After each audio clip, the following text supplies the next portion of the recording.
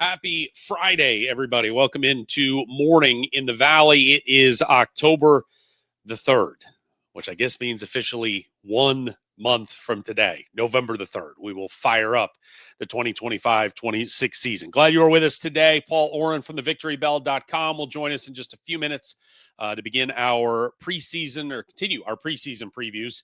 Today we will double dip with the Beacons of Valparaiso University as Roger Powell got his team into the semifinals at Arch Madness a year ago. It's year number 1 of the Courtney Boyd experience at Valparaiso. So we'll talk about all that with Paul coming up in just a few minutes. If you haven't done so already, please head to YouTube, subscribe for free to Morning in the Valley.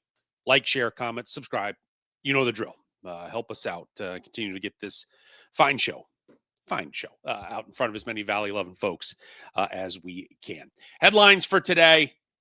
I wish I had some harps and angels and hallelujahs to sing this morning, but we finally have a Missouri Valley Conference men's basketball schedule, and everyone's schedules are now complete. May not have times, but we have schedules. And I don't know, yesterday, the official release from the league didn't come out until later in the afternoon, and I don't know who was the first one that I think it was Illinois State, popped out with theirs about 9:30 in the morning yesterday, and then it was just the avalanche. It almost felt like a mutiny of just like, all right, it's one after the other, boom, boom, boom, everybody individually, and eventually the league came up behind. But it is a couple of notes about this schedule that just kind of struck me when you look at it is that, number one, we're going to have games every day of the week this season. Teams are going to play, maybe not necessarily every day we'll have conference games, but I think pretty much every conference team will play Monday, Tuesday, Wednesday, Thursday, Friday, Saturday, Sunday. We're not going to be in that Wednesday to Saturday, maybe some Tuesdays, maybe some Sundays routine that we've had for years and years. I believe everyone has 2 games prior to Christmas. The one thing I like about this schedule, I think, is you don't get that sort of false start late November, early December, and then go back to non-conference and then fire up, around the new year. You play your non-conference, and then we're into that 20-game marathon on the conference side. The part about this schedule that is going to be unique, and everyone's going to have to handle it in their own way, is with the odd number of teams, you're going to have some built-in buys. So you're going to have these built-in weeks off, 7 days off, 8 days off in between games.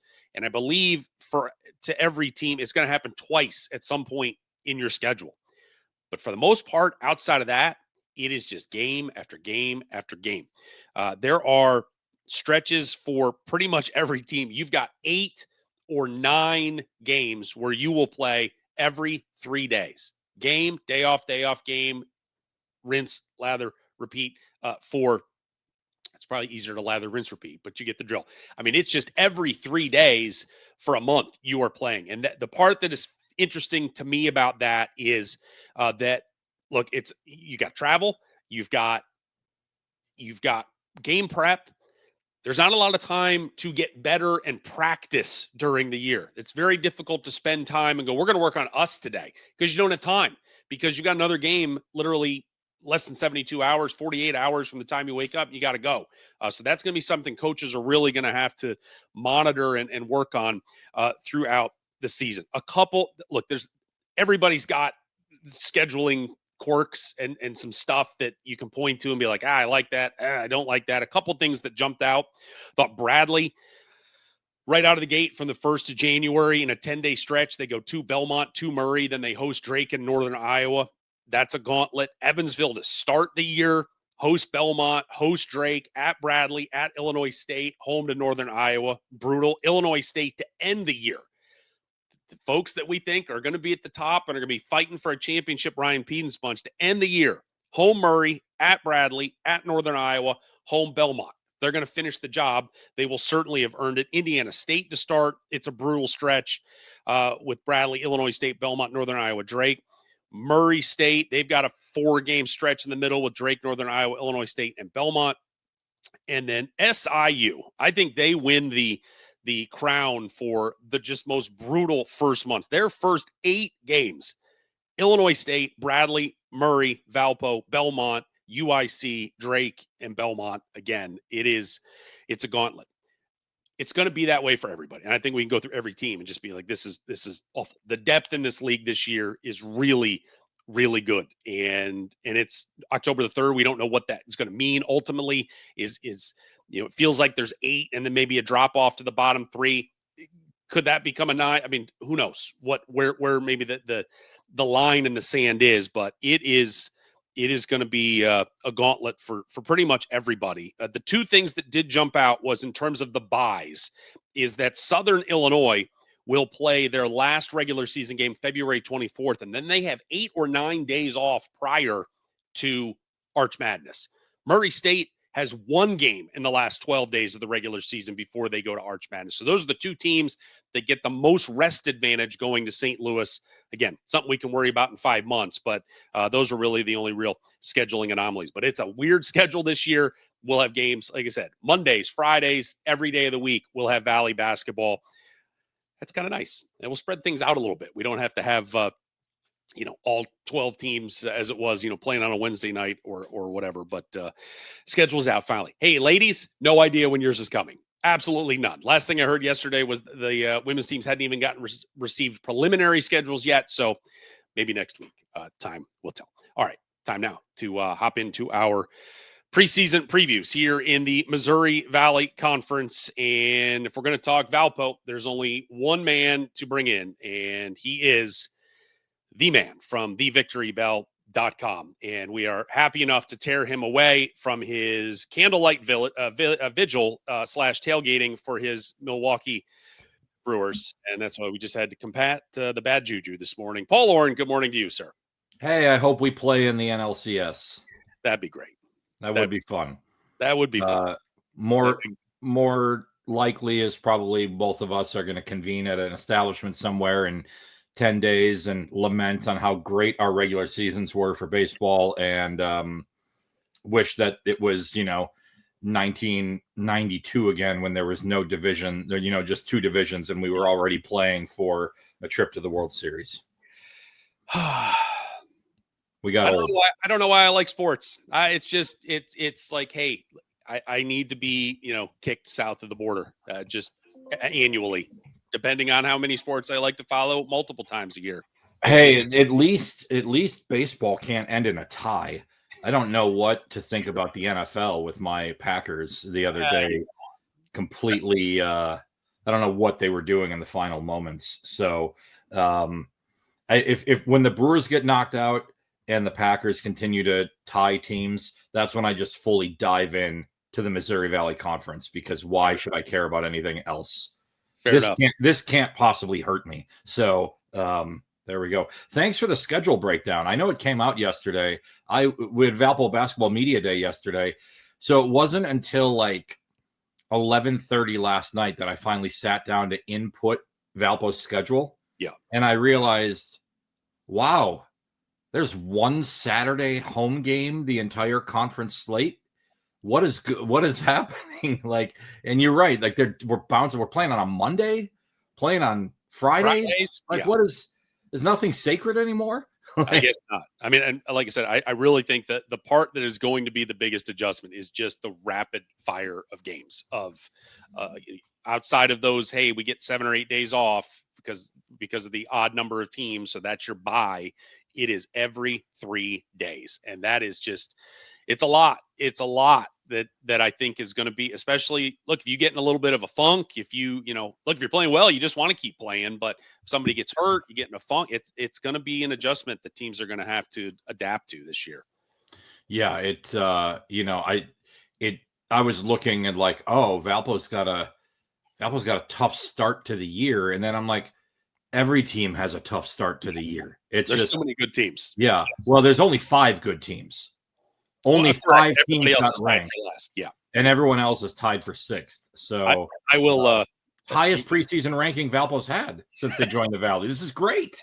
Like, I'll give you the floor for 30 seconds. No, it's fine. Whatever. I mean, it's just what we. Why did we vote for 11 if they're only going to give us the top 5? Just tell me to vote for the top 5, and I would have done that. What are we doing? Like, whatever. It's in the totem pole of things that matter, not at all. This is polls. Preseason polls don't matter. So whatever. It's again, I put a tweet out. I said Valpo picks 6th along with 5 other teams. It's either tied for 6th, tied for last, however you want to look at it. Well, I mean, what is it? Glass half full or glass half empty? There you go. So. All right, let's start with those Valpo men. A season ago, they were the darlings in St. Louis as Roger Powell's bunch got on a heater for a couple of days and made it all the way to Saturday in St. Louis, beat UIC, beat Northern Iowa, and 15-19 overall, 6-14, 11th place in the Valley. But again, got hot and things were had the favorites on the ropes a little bit. One of the favorites there on the ropes. When you look back at last year, how much of a boost can a get to Saturday in St. Louis give you when 2 weeks later your roster has been completely decimated? Yeah, I mean, I think it was a good moment. I think it was fun. I certainly enjoyed myself from covering it and seeing slowly but surely more fans show up in St. Louis. It was great. And then slowly but surely the entire roster disintegrate with the exception of Justice McNair.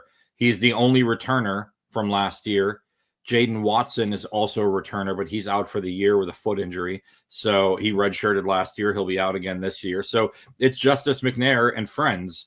And now yesterday, Thursday, Valpo men's basketball held their media day. And, that came up a little bit, that run that they went on.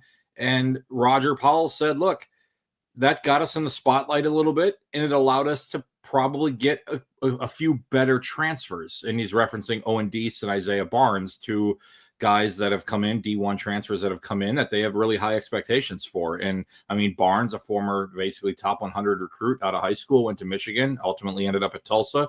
I don't know if Isaiah Barnes comes to Valpo if not for making that run. That remains to be seen, right? And so, yeah, I mean, it was a fun moment, but it really doesn't mean anything in the grand scheme of things, right? Like other teams might be able to point to building blocks that they put together last year, but Valpo doesn't have that. One of their assistant coaches is gone. Their director of player development is gone. Again, let me give a shout out to Lubos Barton, a friend who was named the Czech national team coach. I know you've got that on the bottom line here. Just awesome, so really, really appreciate that. And such a good guy. But, they've got AJ Moyes gone, and you bring in Jesse McClung, who brought in a lot of players with him. Jesse had been the head coach at St. Mary of the Woods. And, it would be nice to even pay any modicum of attention to last year, but it's irrelevant. Okay. Well, I mean, it just is. It's just the world we live in, right? I get it. And Jeff, I will also say this. It's colored my approach in looking into this year because I'm not even they're not building toward anything, are they? Is any team building toward anything with the exception of building toward Arch Madness? It's, if you're, they got brought in JUCO point guard Mark Brown, who I think is going to be phenomenal this year, right? I think he's going to be a really, really good player, probably Valpo's leading scorer. If he plays as well as he's supposed to play, or I think he's going to play, he's probably not coming back. Right. It's just you'd like to hope, but all the metrics we have pointing to it say that he won't. And so it's that glass is half empty right now of what does all of this mean to look in the past and look in the future? You just got to be locked in to this right here.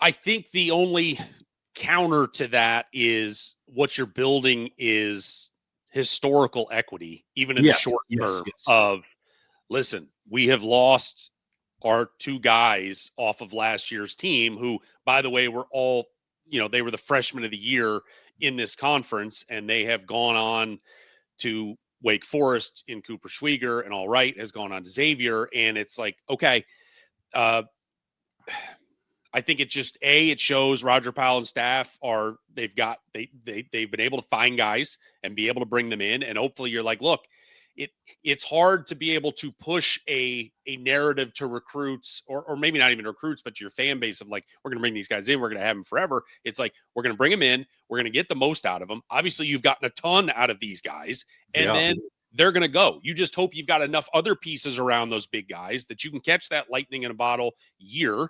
And then, look, we've done well. You've done well. You wish them well on their way out the door if that's what they choose to do.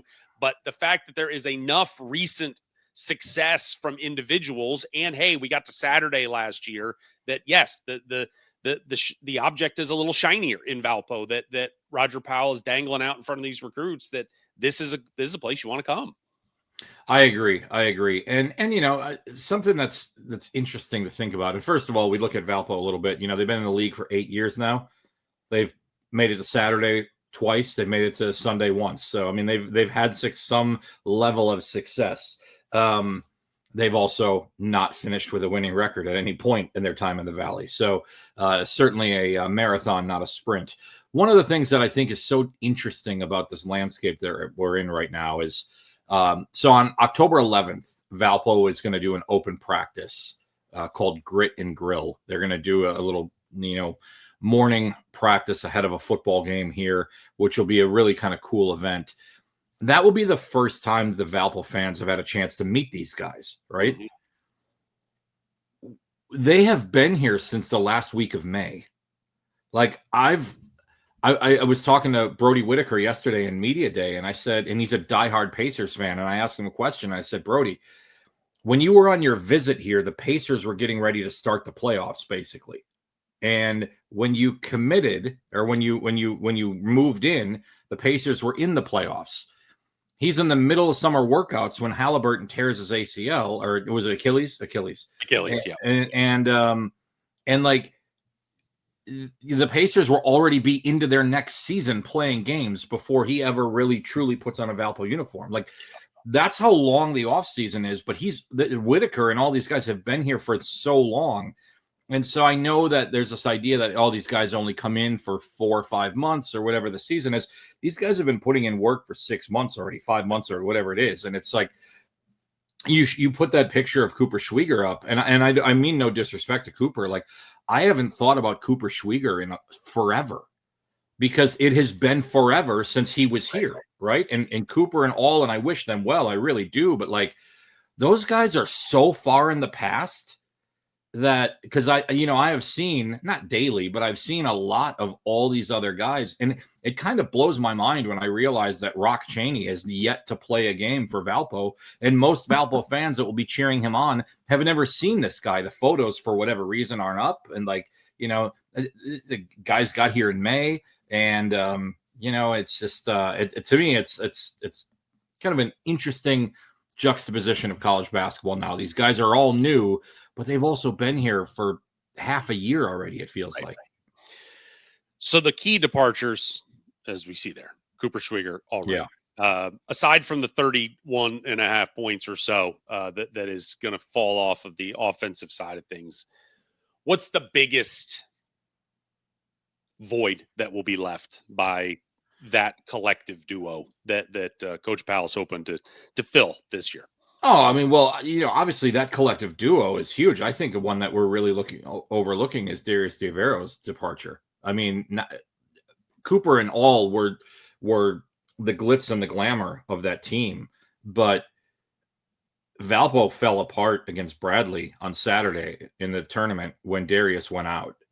Darius was the heartbeat of the team, had been the heartbeat of the team through the first 2 years of the Roger Powell era.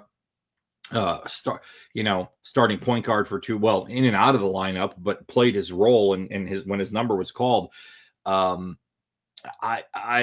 think they're going to miss him a lot more than people are probably thinking about. Because you look at Cooper, you look at all, and justifiably so. Yeah. But Darius was a 4-year program guy, and he may very well be the last 4-year scholarship program guy. Absolutely. which is tough to see. So for me, I think some consistency and continuity that you would get with Darius. I think the risk or reward of all. I mean, there were games where he would score 30 and Valpo would lose by 40.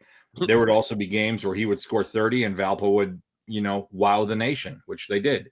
We'll see how they do at their next stops. I think you're not going to see just two guys leading the charge every night this year. It may very well be a different guy every single night. It's probably to a lesser extent what Murray State's going to have with just a ton of different pieces. Yeah. Valpo brought in 4 guys to their press conference yesterday for media day, and I don't know that any 4 of those guys are going to start. Mm-hmm. There could have been 5 other guys out doing photos that might start, and I think they've got a lot of questions about who the guys are going to be that are going to be in that Cooper all position. And I don't know that they have just 2 guys. I think it'll be the sum of the parts kind of deal. As we just hammer baseball analogies, you had 2 home run hitters last year, but now you got your hopeful. You just got a bunch of dudes that can hit doubles. That maybe it's look at the 2 best records in baseball. They're teams that get on base. They're the teams that lead in batting average, right? They're teams that we can look at all of the metrics out there about hitting home runs or striking out to really take the analogy further, right? And say, let's do a stars and scrubs if we're building a fantasy baseball team of get the 2 high-priced talent and then build around. But just give me guys that can get on base. Yeah. Give me Scott Hatterberg. Give me Dave Justice. Give me Jeremy Giambi, Moneyball, I guess I could say. So now the question I have is, some of these guys, the Isaiah Barneses of the world and the Owen Deeses of the world. I mean, Isaiah Barnes has got a really gaudy resume. I'm fascinated to see how it works out. There's another Moneyball quote with baseball. If he's a good hitter, why doesn't he hit good? And I think Isaiah Barnes is going to hit good, right? But I just think that is an interesting way to look at things here. Yes, Valpo had 2 home run hitters. Give me a bunch of guys that can do singles and doubles and extend the inning, and that would be, I think, better for Valpo this year.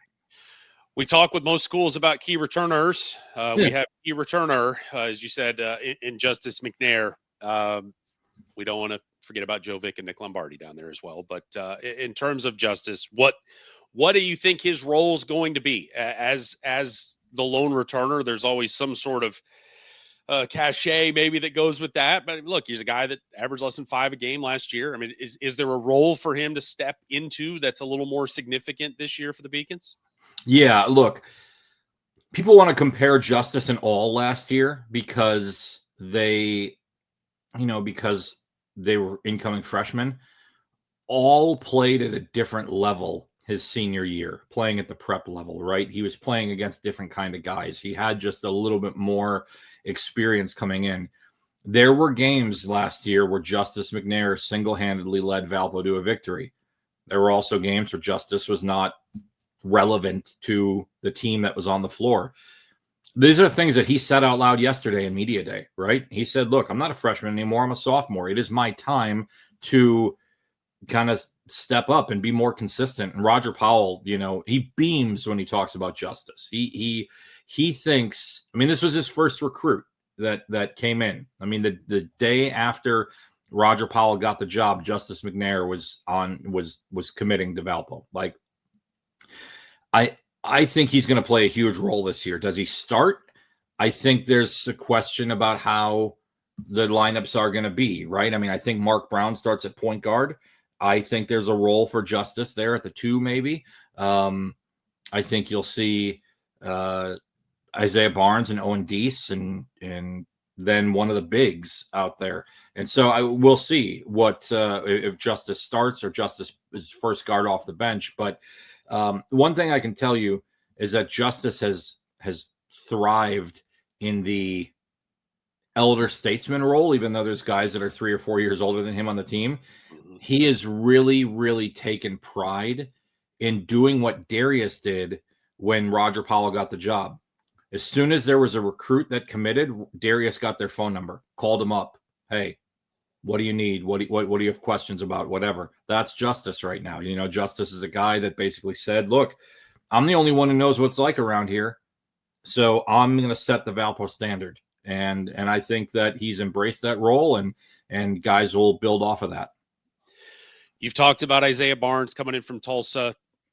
Was it Michigan as well, I believe, correct? And then Yep. Owen Deese at Texas A&M Corpus Christi. The three guys that I'm interested in from sort of off the path in terms of additions. You mentioned Mark Brown Jr. coming from Snow College, 61st, I think was the ranking in the JUCO recruiting coming out of last year. Sean Topola, is that you tell me, and then we'll both know. Big Sean. I'm riding with Big Sean right now. Just a condominium with feet, 6'10", 245, 14 and a half, 12 and a half at St. Mary of the Woods. And then Carter Hopoy. Yeah. Hopoy. I'm nailing it this morning. 6'11", lean, but out of New Zealand, has a lot of international experience there. Out of those three, who's maybe the one that you've get a sense now, a month out, that might have the most immediate impact from I think Mark Brown. I think Mark Brown will be the starting point guard. I think Mark Brown will be phenomenal. I think he's going to be really good. Look, this is tough to put it this way, but he was top 60 to 61st JUCO. I don't think Isaiah Stafford was that high, and Stafford was really good. Right.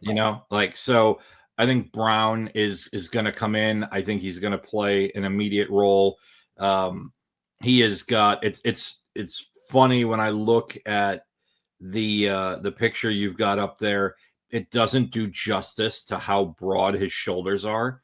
He is a bowling ball, and he is very reminiscent of a Valpo player that is from Chicago from about 10 years ago, a little bit like 12 years ago, by the name of Levante Doherty. Levante was a Chicago kid, went to South Florida to start his career, and then, ended up, back at Valpo and played really well.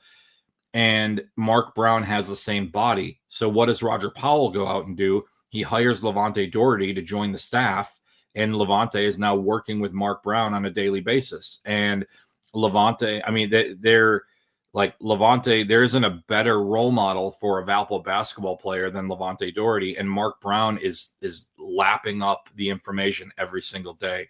So I think you're going to see a lot from him. Now, Big Sean, Carter, Kobe Walker, JT Pettigrew, Tucker Tornada. This is size that Valpo has brought in. Not to mention Isaiah Barnes and Owen Deese, who've got size and length. This is what Valpo had to be. This is what they had to become, was a longer, lengthier team. If you are going to go up against Chase Walker, if you are going to go up against the bigs that Murray State has, or Belmont has, or Drake has, or Bradley has, right? You need bigger size. And Kaspar Sepp was not getting it done for Valpo in terms of that. No one was going to work harder than that kid. It's great that he's at Cornell now, but Valpo needed more size. They could not trot out an undersized big and just hope that hard work was going to take care of that. So now they've got some girth, some size in there. Big Sean, Kobe Walker are teddy bears off the court. They're the nicest guys. They are. You want to talk about guys who are just so happy for the experience that they're going through. It is a joy to see those guys every day. And then they get on the court. I wouldn't want to guard them. I wouldn't want to touch them. I wouldn't want to have the ball while they're guarding me. And they got 10 fouls to use between Kobe and Sean. I have a feeling all 10 of them are going to be used. And the ice baths will be needed for teams when they play Kobe and Sean. There's no bonus getting to take those fouls home with you. Schedule-wise, man, it is rare at this level that you have 11 non-conference games and you get to play 7 of them in your own barn. And yes, you've got some big games, guarantee games at Kentucky, at Marquette, at Northwestern. But this is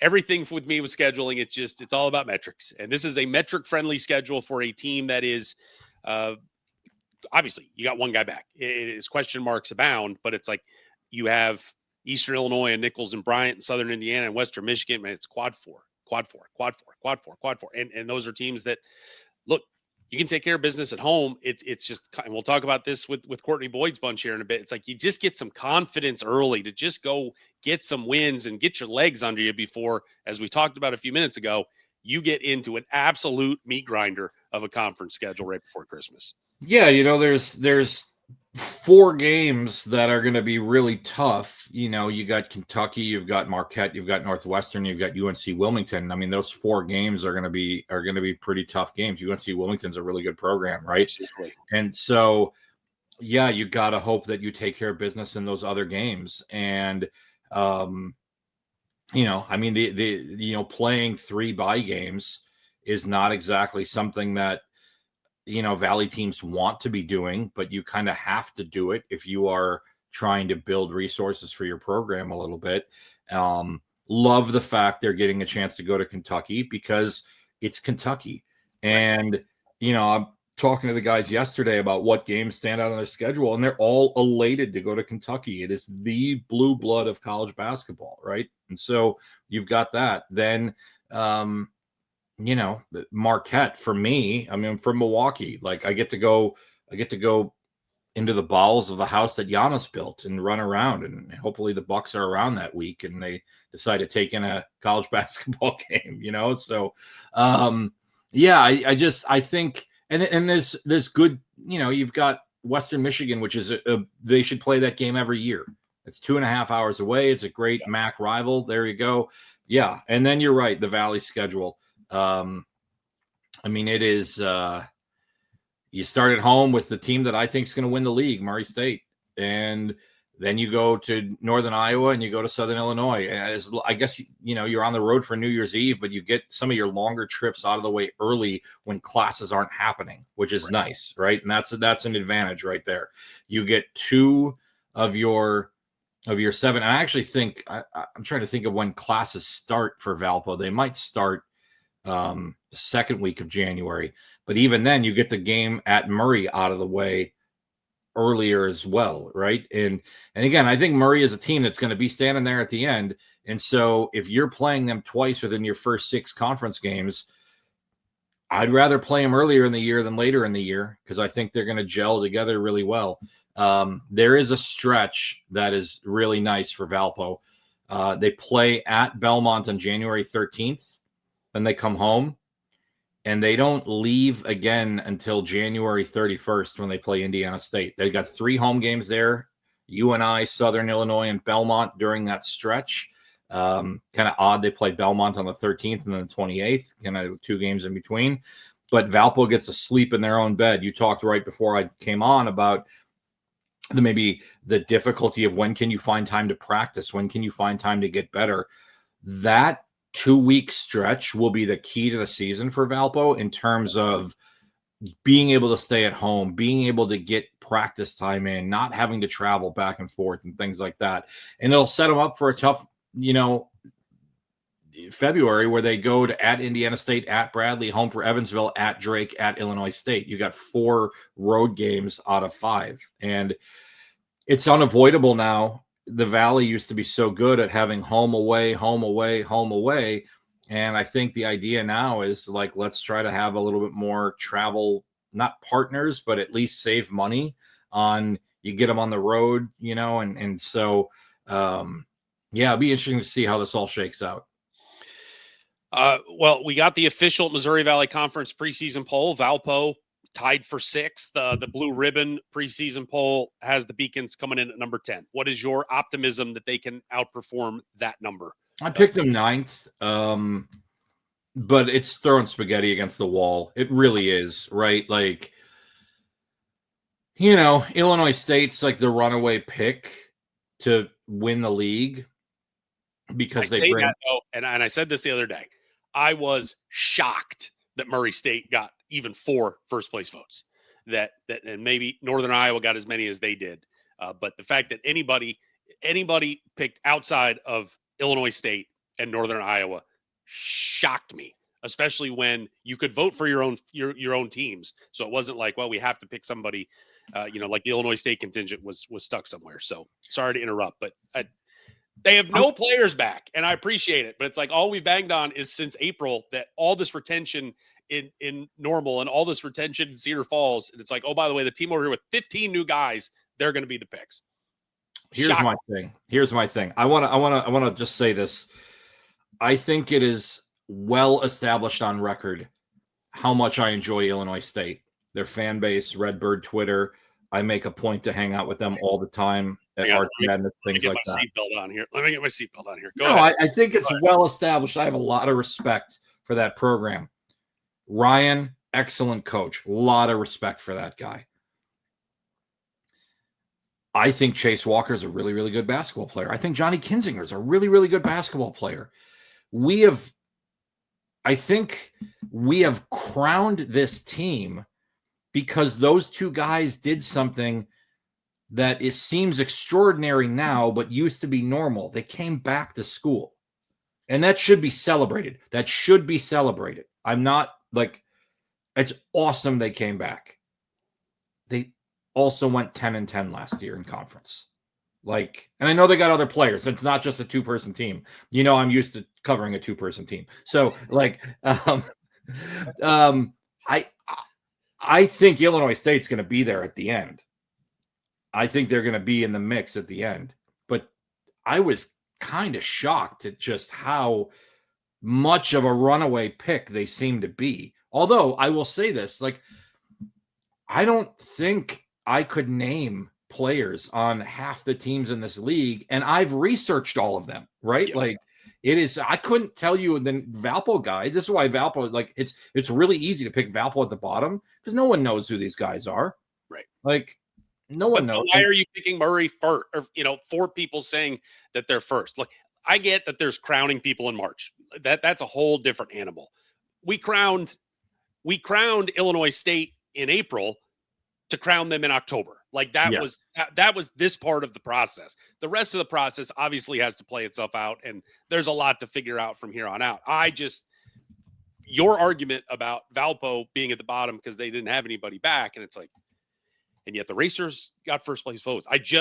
Listen, from everybody's lips to God's ears. I'll be happy in my little corner of the woods if that happens. I was shocked, especially with, look, and you hear it from corners like, hey, the Racers have, they've underperformed for 3 years, and we thought they were going to be this, and they haven't done that, and so I just breaking through this legacy media in the Valley, it just shocked me.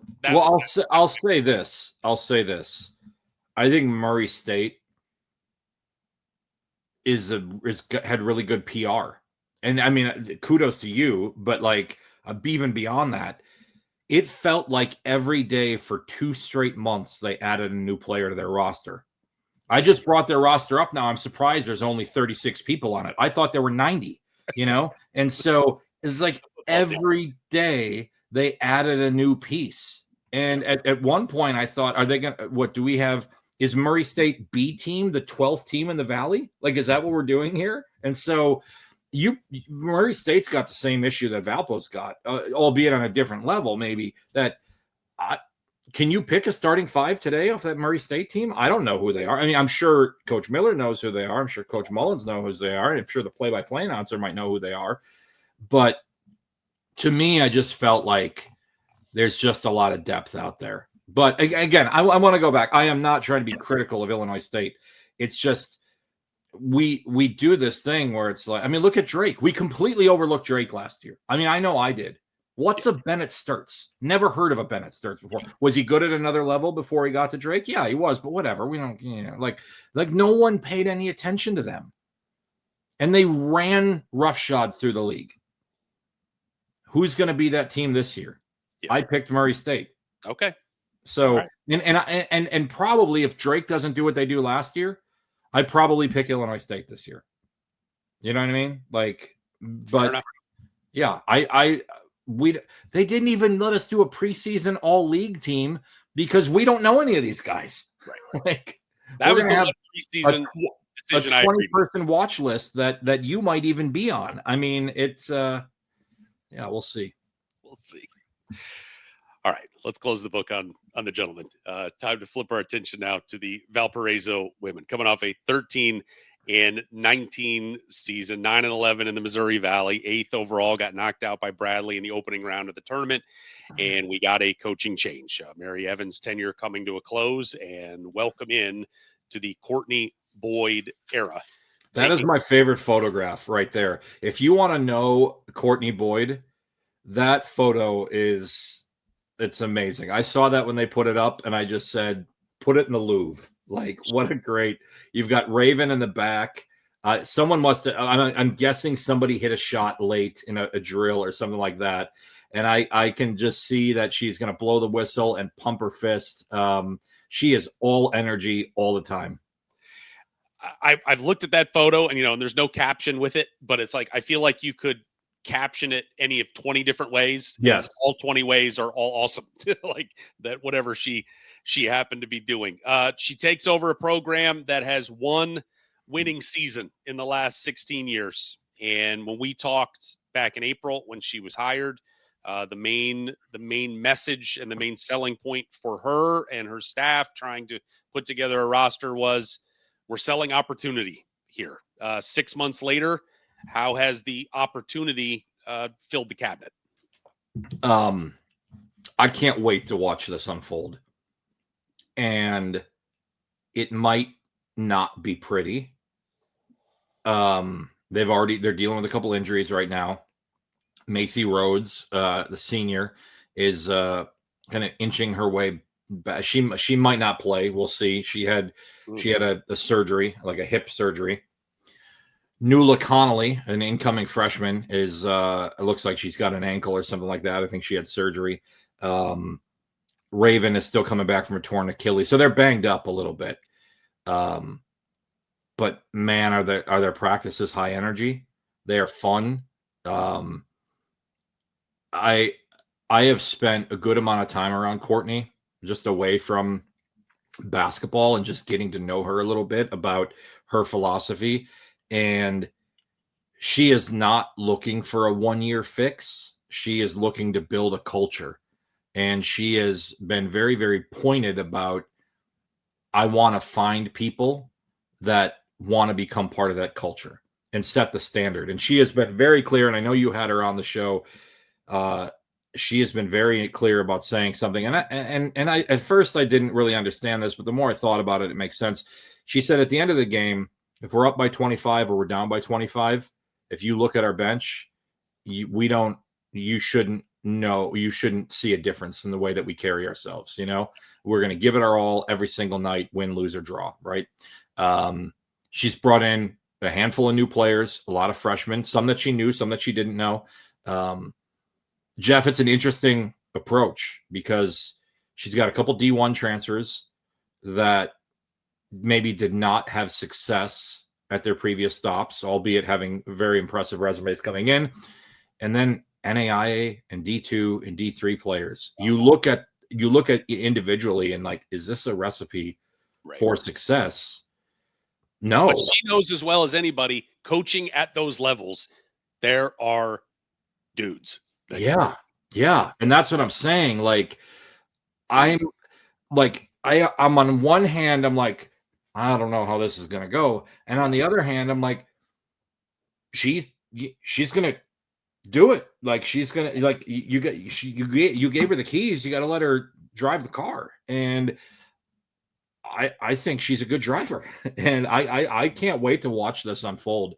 The players are adoring the process right now. Like, the vibes around the team, they're great. And I can't wait to watch it unfold. I think it could be a tough year, but I will be there for as much of every step of the way as I can. The schedule doesn't do any favors. There's a lot of crossover between the men's and women's and stuff like that. Like, the season opener is at DePaul. The men play the same day. Sure. Then they go to Detroit Mercy. And then, Valpo football's got a game that day. They go to Iowa State. They go to they do have a double header with more. They don't play a lot of home games, right? They really don't. And part of that is baptism by fire on the road. And the staff is fantastic. There's some great personalities there. I think at the end of the year, the record might not be great, but the experience, I think, is going to be a wild ride. When we talk about the departures off last year, aside from a head coach, you lose your top 4 scorers, led by Leah Ernest, who is on a short list of best players to ever walk the halls there at Valpo. Nevaeh Jackson as well. She goes to Butler with her sister Sanaya, which I just realized this morning, their brother Jalen goes to Butler too. Maybe shouldn't have been surprised. That was ultimately the landing spot. But especially somebody like Leah, who just did everything, and you have sung her praises for the years that we have spoken about her. What are the intangibles? Forget all the on the court stuff. What's the intangible stuff that like new coaching staff? But boy, just such an impactful centerpiece to that program for the last. Yeah, I mean, she'll be missed without question. She was actually on the staff for a little bit. She went through spring workouts with the team as a grad assistant, and was back for the summer for a little bit before she got an opportunity she couldn't turn down as an assistant coach at Wisconsin Stevens Point. She's from Stevens Point. She's got her family is all there and everything, and Jeff, that was a tough one for me to watch her leave. She designed the logo for the Victory Bell as well, and we've said all the good things, but I think if you're going to look at it from a positive standpoint, like, you don't now have someone who is kind of telling you how things used to be. Right. And so this group now can move forward. They really, with the exception of Kayla Preston, there's nobody on the roster who's been on the roster for more than, one season. And so, I mean, Raven and Kayla Preston are the two that were here. They're juniors now. Everybody else was new last year and new this year. And so it really is, a fresh approach. Looking forward to a jump up from Kylie Watashik, I think is how you say her name. I think she has a kid who showed some flashes last year. She has the ability to knock down some shots. She's longer. She's 6'2". She can park herself in the corner and knock down some shots. She can also be aggressive and get to the basket. And I think having other size around with Milana Nenedick and Cameron Winich, Cameron Winch, this is going to allow some more size to play. And that, Jeff, will be the biggest difference for Valpo basketball. Is Mary Evans came from a philosophy of you shoot threes or you score right at the basket, but she wanted more people shooting threes. She didn't want mid-range, and she didn't really want a back-to-the-basket center. That's gone now, and so I think you're going to see a different kind of approach, and maybe Valpo work the ball inside a little bit more, and it'll just look different. The product is going to look different just from a sheer offensive philosophy. Talk about the 4 leading scorers gone. It's sort of almost a welcome, an embarrassment of down the board riches for Courtney Boyd, in the fact that you return the 5th, 6th, 7th, 8th, 10th, 11th, and 12th leading scorers from last year. That so many times you see coaches come in, it's like, all right, I got to go find 15 new kids, but at least there's a nucleus, and your point, maybe not having been there, all of them for that long, and she can mold them. You're not trying to break habits, but that's got to be helpful for Coach Boyd. And the second part, I guess, also, you said Macy Rhodes dealing with an injury. Don't know what her status will be. Raven Ray Redmond, who tore her Achilles last year. What is the prognosis for her? And Achilles, look, at this point, that's a year before you're able to get back. And then are you even really at 100% until maybe the year after that? A lot of questions at once. Feel free to answer what you'd like. Yeah, I mean, Raven, first of all, is one of the most, she is worth the price of admission. Like, I've said this about Raven, and she'll steal the ball and then, pass it ahead to a teammate, but Raven moves at a speed that few other people move at. And so that pass is going somewhere else sometimes. But what she brings to the court, it really hurt when she was injured last year, and it happened the final game of the non-conference. She's standing at the top of the key, going to make a dribble and move against Detroit, and she just crumples to the ground. And everyone knew immediately what it was. It was viscerally a really, really hard moment to see. She's running, she's back. I mean, she's moving, but she's doing a lot of stuff on the bike during practices. So I don't think she's been, I have not seen her do 5-on-5s or anything like that. Fiona Conley is going to be the leader of this team. She's a senior, transfer from LaSalle a year ago. Great kid. Kind of was in and out of the starting lineup at times last year. And I think she'll definitely be a centerpiece of the team.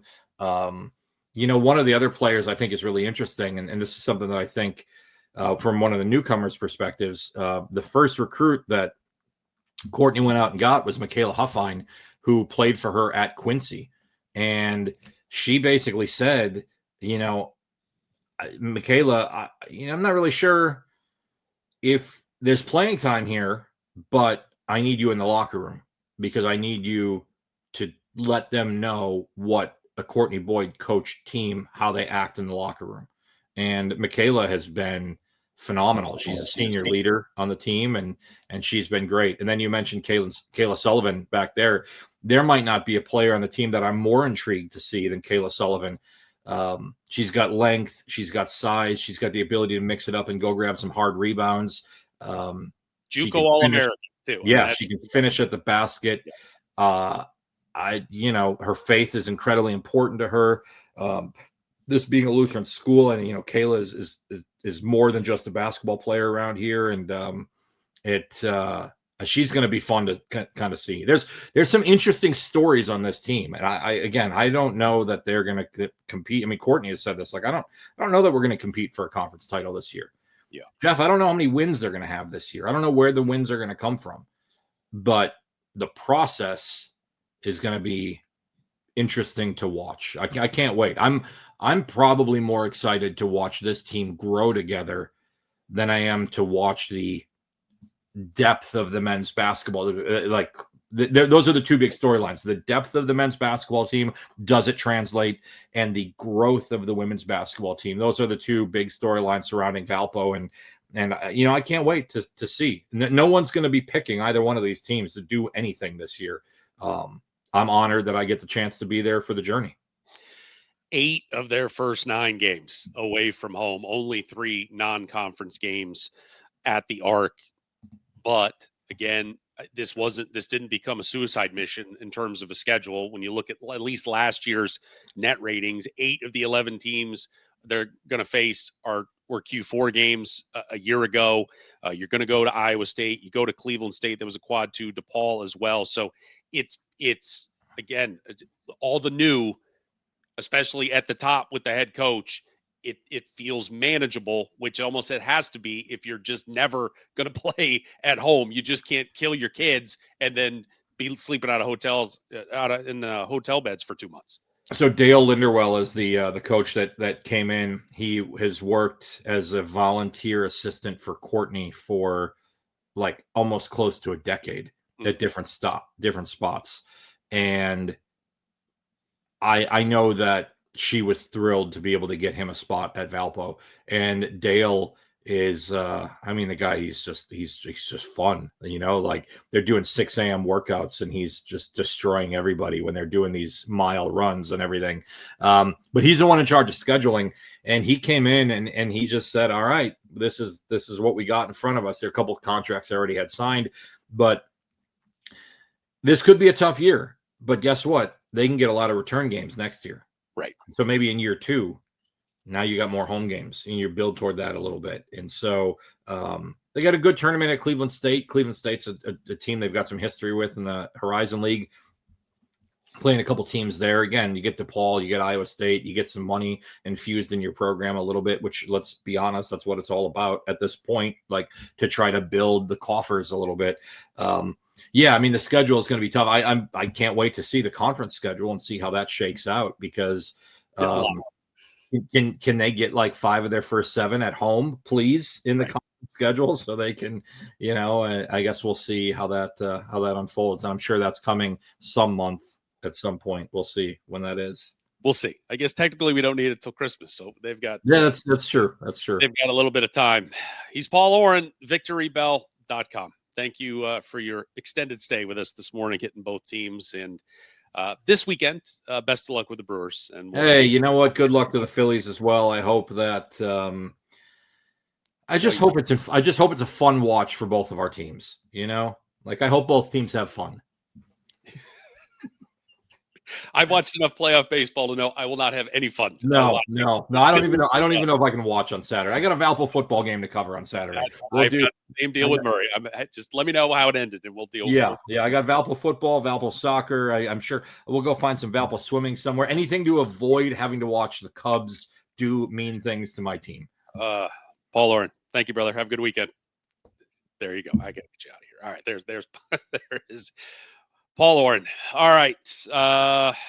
One last note before we get out of here this morning, and this is probably we haven't talked about the NCAA in 10 minutes, but Ross Dellinger from Yahoo reporting that the NCAA is now, quote, inching toward 76 teams in the 26-27 season, which I think that if in the end you've been paying attention, and if in the end you've had any ultimately common sense about this whole situation, this is coming. We knew it was coming. That we got a stay of execution for you traditionalists this year, that they were able to table it and kick it down the road, but it's coming. There's no question. The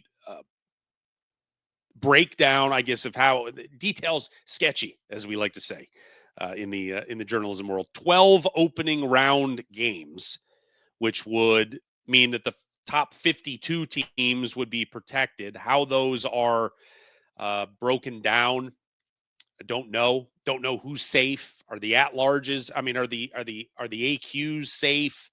I'm imagining that there will be 12 games, they said. So that probably means you break that down into, much like it is already, Tuesday and Wednesday. And instead of playing, there'll be two sites. We've heard, Dayton, and I've heard Albuquerque thrown out there, is that you'd have 3 games each day in both of those sites. And then the 12 games, you get 12 winners. They get thrown into the prior 52, and then you got your 64. I'm going to imagine that it'll be the 16s. Maybe they throw the 15s in there. Whether it becomes kind of like just an expanded version of what we already have, where you've got the last at-larges, and maybe it's not the last 4 in, maybe it's the last 8 in that go. I don't know how that's going to be broken down, but 76 is coming. And if you heard Jeff Jackson, Missouri Valley Conference commissioner, earlier this week on the Field of 68 media day, and he was like, there's no tap dancing around it for the commissioner. He's like, we want more. We need some more margin for error because, again, Indiana State 2 years ago left out at the very last second. Last year, Drake got in with the AQ, but boy, if they'd lost Sunday, it'd have been a long week waiting to see if they got in as an at-large. So, but that is the tentative plan right now. Again, that the NCAA and TV executives, all that, they are inching toward 76 teams. So you've got a whole year now to prepare emotionally. Grab those pearls, clutch them like crazy, but 76 seems to be coming, no question, as early as next season. Okay, that does it for an elongated morning in the Valley today. Glad you were with us. If you have not done so already, please head to YouTube, subscribe for free. Search out Morning in the Valley, like, comment, share.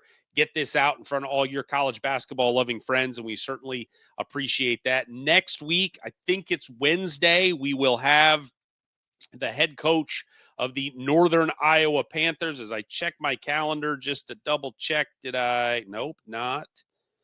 It's Monday. Let's go. Monday, we will have Ben Jacobson, the head coach of the UNI Panthers.